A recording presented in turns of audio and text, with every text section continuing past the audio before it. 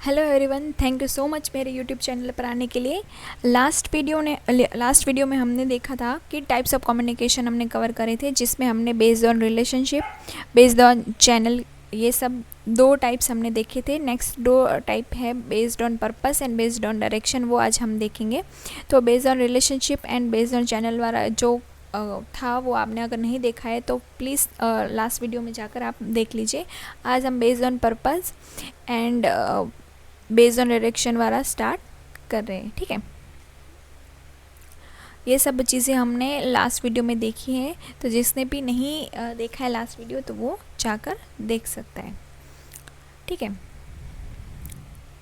Based on purpose. Purpose के base पर हमारे पास टू टाइप्स है, फॉर्मल एंड इनफॉर्मल कम्युनिकेशन।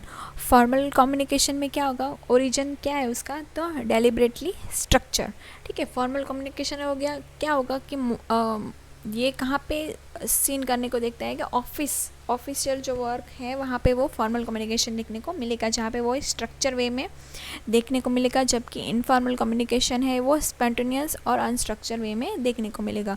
जब एक से ज़्यादा लोग इकट्ठे होते हैं तो जो एक्स्ट्रा बातें करते हैं, ऑफिस की बातों के अलावा जो मिर्च मसाले वाले हम बोल सकते हैं, जो बातें करते हैं वो हम इनफॉर्मल कम्युनिकेशन का पार्ट मानते हैं। ठीक है, नेचर कैसा होगा फॉर्मल कम्युनिकेशन का, वेल प्लान होगा, सिस्टमेटिक होगा एंड ऑथोराइज होगा। ठीक है, जबकि इनफॉर्मल कम्युनिकेशन अनप्लान होगा, अनसिस्टमेटिक एंड अनऑथोराइज होगा। ठीक है, फॉर्मल कम्युनिकेशन में जो बंदा जिसने सामने वाले को जो काम दिया है, अगर वो काम प्रॉपरली टाइम पर काम नहीं ख़त्म होता, तो जिसने काम सौंपा है सामने वाले को, तो वो ऑथराइज है कि उसको वो प्रॉपर एक्शन ले सकता है कि वो काम क्यों नहीं हुआ, उससे वो पूछ सकता है। जबकि इनफॉर्मल में ऐसा कोई ऑथोरेटिव पर्सन होता नहीं है। फ्लो कैसा होता है फॉर्मल का, prescribe through the chain of command. ठीक है, कि प्रिस्क्राइब फॉर्म होता है कि जो अपने टॉप लेवल वाले बंदे होते हैं वो अपने नीचे वाले बंदों को ऑर्डर देते हैं।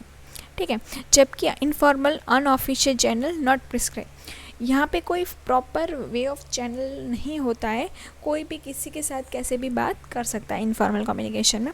फ्लेक्सिबिलिटी कैसे होगी, फॉर्मल में एक रिजिड है, ठीक है, चेंज नहीं होता है, जबकि इनफॉर्मल फ्लेक्सिबल फॉर्म में देखा जाता है। ऑथोरिटी कैसे होगी, ऑफिशियल चैनल है फॉर्मल में, जबकि ये एक अनऑफिशियल है। पर्पस क्या होगा कि to achieve objective, business objective, और जहाँ पे क्या होगा टू सेटिस्फाई पर्सनल नीड। ठीक है, कि काम के बाद जो एक्स्ट्रा मिर्च मसाला वाली जो बातें करी जाती है उससे क्या होगा कि पर्सन को सेटिस्फेक्शन मिलता है, हाँ कि मैंने कुछ ऐड ऑन करा उस चीज़ को। ठीक है, तो वो इनफॉर्मल कम्युनिकेशन का पार्ट है। स्पीड कैसे होगी, फॉर्मल कम्युनिकेशन टाइप टेकिंग है, जबकि इनफॉर्मल फास्ट है। ठीक है, कि फॉर्मल कम्युनिकेशन ऑब्वियसली एक प्रॉपर चेन के थ्रू जाता है, उसकी वजह से क्या होगा टॉप लेवल वाले बंदे, फिर मिडिल, फिर लास्ट, इस तरह से एक प्रॉपर चेन में आती है बात, जबकि इनफॉर्मल एकदम फास्ट होती है। ठीक है, एक्यूरेसी, वहाँ पे फॉर्मल में proper accurate, legal and authentic way में कम्युनिकेशन होता है, जबकि इनफॉर्मल में क्या होगा कि distort, may be rumours and gossip, ये सब इनफॉर्मल कम्युनिकेशन का ही पार्ट है। फॉर्म कैसा होगा, फॉर्मल में ओरल भी हो सकता है, रिटर्न में हो सकता है, जबकि इनफॉर्मल बातें जो गॉसिप वाली बातें ऑब्वियसली वो ओरल वे में ही होती है।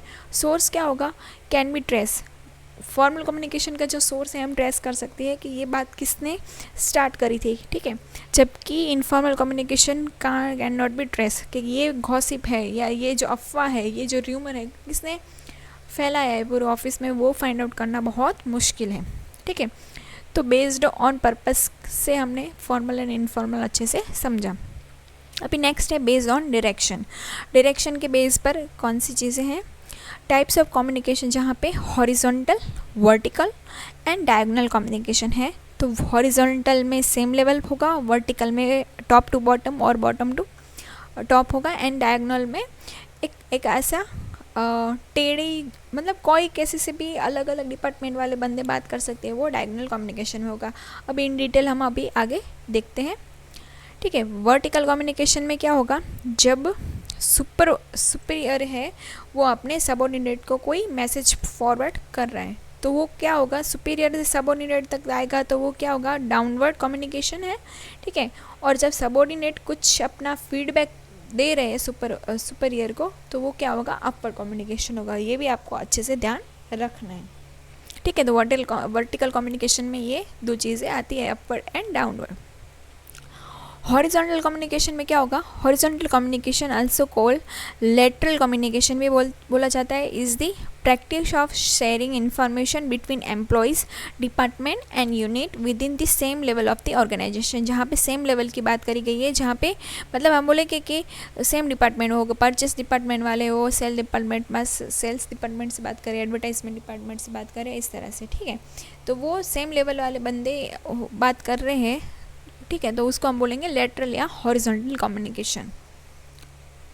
और डायगोनल कम्युनिकेशन में क्या होगा, जब टॉप मैनेजमेंट है, अपने नीचे वाले मैनेजर्स से कोई बात करनी है, ठीक है, और यहाँ पे है वो परचेज वाला डिपार्टमेंट का मैनेजर है, और उसके अंडर जो सबऑर्डिनेट है, वो सबऑर्डिनेट में से कोई एक सबऑर्डिनेट अदर डिपार्टमेंट के मैनेजर से बात करना चाहता है, तो वो डायगोनल कम्युनिकेशन में आ जाएगा, ठीक है। यहाँ पे देखने की बात ये है कि ये एक टेढ़ा जाता है, ठीक है, तो ये भी आपको ध्यान रखना है। तो हमने टाइप्स ऑफ कम्युनिकेशन देख लिए। अभी नेक्स्ट है इफ़ेक्टिव कम्युनिकेशन किस तरह से किया जा सकता है। तो effective communication is about more than just exchanging information. सिर्फ इन्फॉर्मेशन को एक्सचेंज करना ही सिर्फ कम्युनिकेशन का एम नहीं है, ठीक है। It's about to understanding the emotion and intention behind the information as well as being able to clearly convey a message.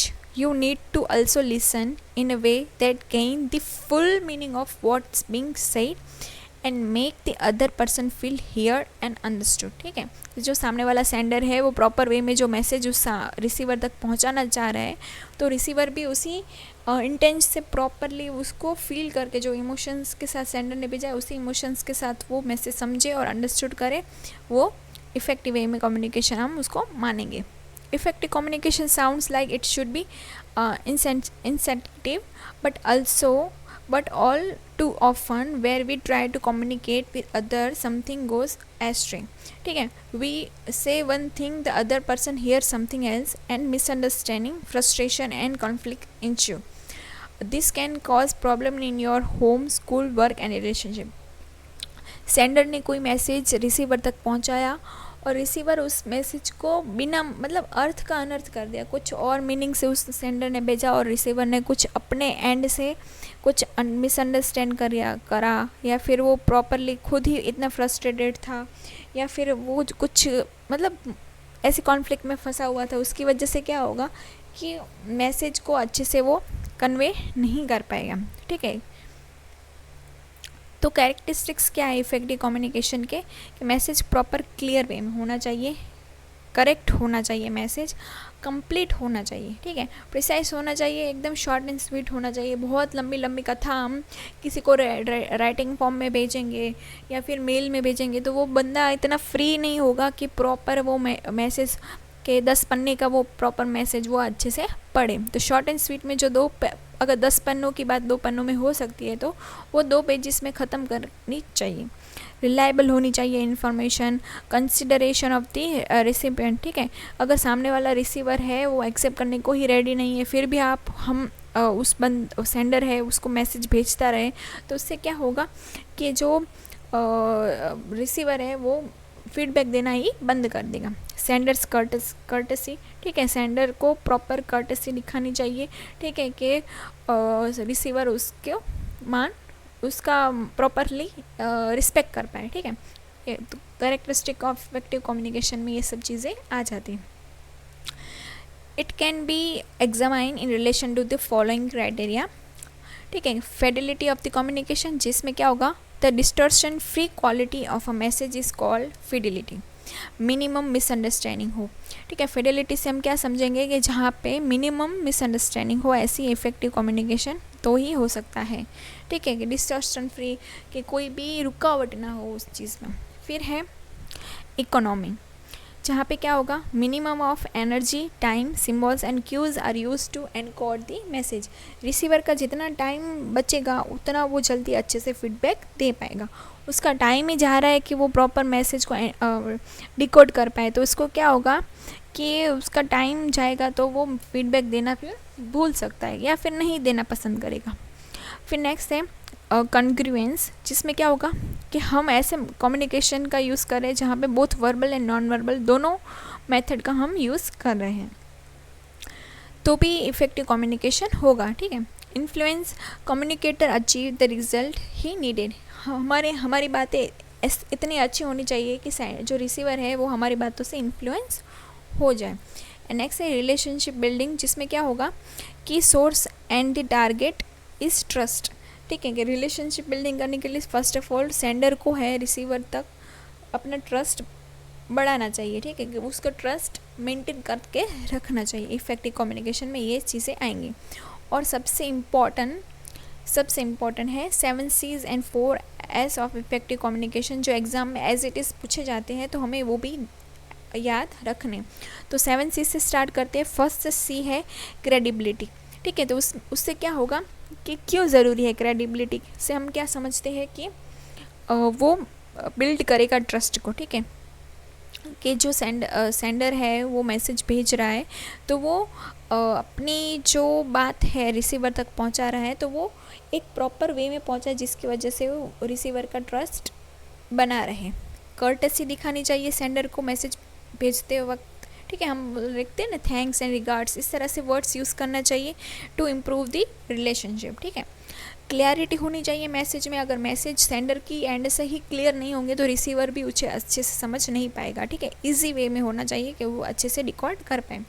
फिर क्या है करेक्टनेस, करेक्ट होना चाहिए, बिल्ड कॉन्फिडेंस। ठीक है कि सेंडर ने जो मैसेज भेजा, एक बार भेजा उसमें भी गलती थी, दूसरी बार भेजा फिर भी गलती थी, तो क्या होगा रिसीवर उसको लगेगा कि वो फर्स्ट बार जब भी भेजता है तो हर बार गलती होती है, तो वो मैसेज को जो फर्स्ट 1-2 बार वो भेजेगा ना सेंडर, तो वो उसको ध्यान ही नहीं देगा क्योंकि उसे लगेगा कि इसका हर बार का है। तो आप किसी को फर्स्ट टाइम मैसेज भेज रहे हो तो वो करेक्ट वे में भेजे, वो भी ज़रूरी है। कंसिस्टेंसी मैटर करती है, जहाँ पे क्या होगा इंट्रोड्यूस स्टेबिलिटी। ठीक है कि हम किसी बंदे के साथ अगर हमें बात करनी है जो हमसे पोस्ट में बड़ा है, ठीक है, तो हाँ वो ज़रूरी नहीं है कि हमारे फर्स्ट मेल या दूसरे मेल का वो आंसर कर दे, तो हमें उसको पोलाइटली कंसिस्टेंटली मैसेज करते रहना है, जिससे क्या होगा कि उसे लगे कि ना वो एक्चुअल में विलिंग है मुझसे बात करने के लिए। ठीक है, करेक्टनेस से क्या समझेंगे, रेनफोर्स दी कॉन्फिडेंस। ठीक है, मैसेज करेक्ट वे में होनी चाहिए, ये कंक्रीटनेस होनी चाहिए कि रेनफोर्स दी कॉन्फिडेंस, बराबर। शॉर्ट एंड स्वीट होना चाहिए, कंक्रीट वे में हम समझेंगे कि क्लियर वे में होना चाहिए। ठीक है, मैसेज में कोई छुपी बात ना होनी चाहिए कि वो एक सेंटेंस लिखा है कि जिसका मीनिंग हर बंदा पढ़े तो उसका मीनिंग अलग निकले, ऐसा मैसेज नहीं होना चाहिए। कंसाइसनेस में से क्या समझेंगे, save the time, short and sweet होना चाहिए कि जिससे क्या होगा रिसीवर जो मैसेज एक्सेप्ट कर रहा है उसका टाइम सेव हो। तो ये 7 C भी इम्पॉर्टेंट है। और 4 S में फर्स्ट है शॉर्टनेस, जिसमें क्या होगा कि मैसेज रिलेवेंस क्या है उसका, शॉर्ट होगा तो इकोनोमाइज होगा ऑब्वियसली। अगर ओरल वे में है तो भी टाइम बचेगा, एंड रिटर्न फॉर्म में है तो पेज बचेगी, एनर्जी बचेगी। ठीक है, इन सब चीज़ें बचेगी। ठीक है, सिंप्लिसिटी से क्या समझेंगे हम कि हमारी बात इतनी सिंपल वे में हम रिसीवर तक पहुंचाए कि वो हमसे इम्प्रेस हो जाए। ठीक है, शॉर्टकट बात करें फिर भी रिसीवर उससे प्रभावित हो कि हाँ कि उस बंदे में कुछ तो बात है। स्ट्रेंथ से क्या समझेंगे कि स्ट्रेंथ ऐसी जो मैसेज है हमारा, इसकी स्ट्रेंथ ऐसी होनी चाहिए कि वो सामने वाले बंदे के लिए कन्वीनियंस हो। ठीक है, एंड सिंसियरिटी से क्या समझेंगे कि सिंसियरिटी से वो समझेंगे कि रिसीवर समझेगा कि हाँ कि वो सेंडर है वो मैसेज प्रॉपरली सिंसियरली डिलीवर करना चाहता है। ठीक है, तो हमने आज 7 C 4 S तक ही रखते हैं। नेक्स्ट कम्युनिकेशन नेटवर्क के बारे में कल देखेंगे, एंड बैरियर्स ऑफ कम्युनिकेशन के बारे में भी हम नेक्स्ट वीडियो में देखेंगे। Thank you.